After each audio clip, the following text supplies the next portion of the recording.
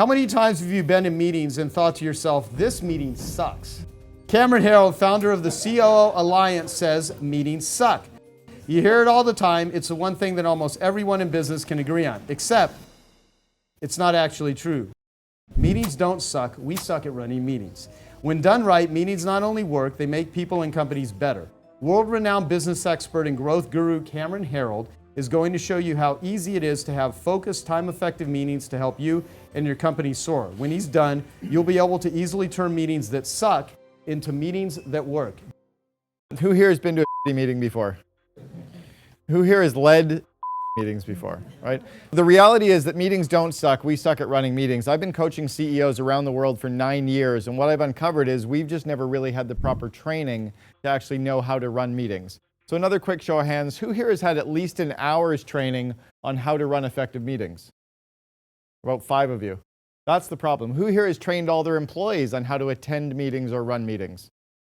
See, the problem really isn't that we don't know how to, or that meetings suck, it's that we're not very good at it. We would never send any of our kids to Little League Baseball without teaching them how to hold a bat, throw a ball, and catch a ball. We'd never set them up for that failure. And yet we set our employees up for the failure of attending meetings or running meetings without giving them the proper skill set. So I'm going to give you a crash course on running meetings. Number one, every meeting has to have a clear purpose.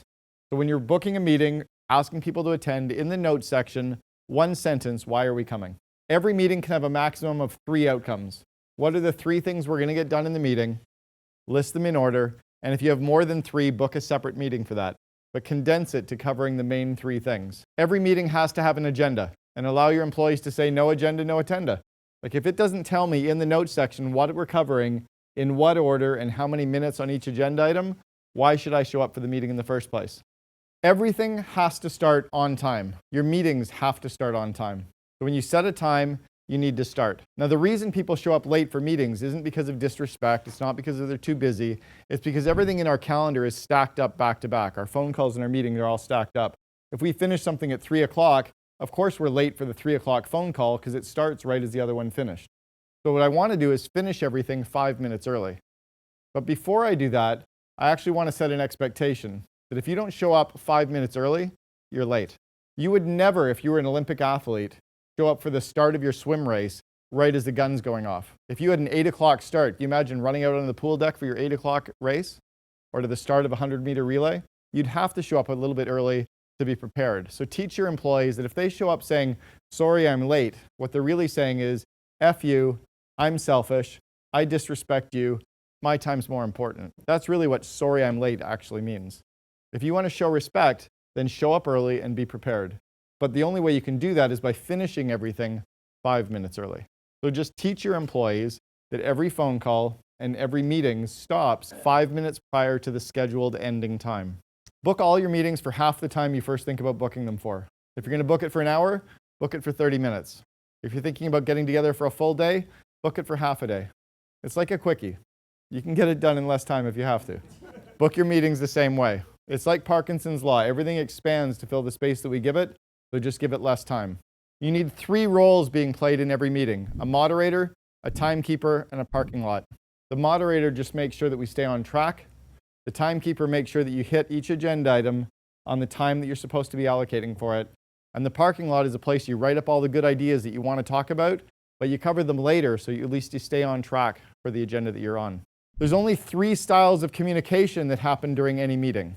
There's info share, creative discussion, and consensus decision. So info share is information being shared. That's either top down, bottom up, or laterally. So what you want to do in your agenda is show what are we covering, in what order, and how many minutes on each agenda item, and then show the communication style for each agenda item. That way people know if they're just supposed to show up and listen, or contribute ideas, or if we're actually going to be creating consensus and making a decision at the end. The reason we want to have meetings is to avoid miscommunication. So I often hear people saying, well, we don't need meetings because we send email. Put your hand up if you send a lot of emails, right? Or text messages, all of us.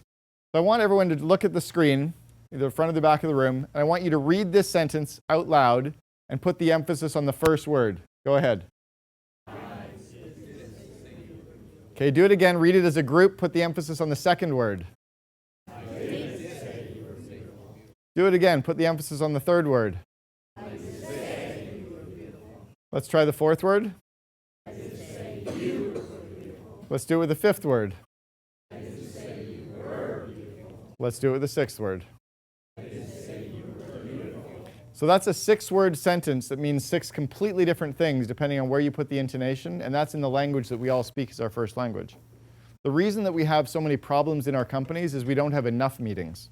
We don't have proper meetings, we don't have highly functioning meetings, and we've never trained our employees on how to attend them or how to lead them. So we're not allowed to say meetings suck anymore.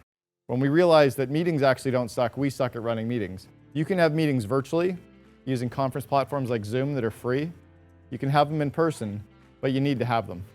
The solution to it is that kind of a crash course. I'm not trying to sell copies of the book. I could be damned if you buy it. I'll send it to you for free if you want to read it, Kindle versions. But you need to stop saying meetings suck when we have a solution to fix them.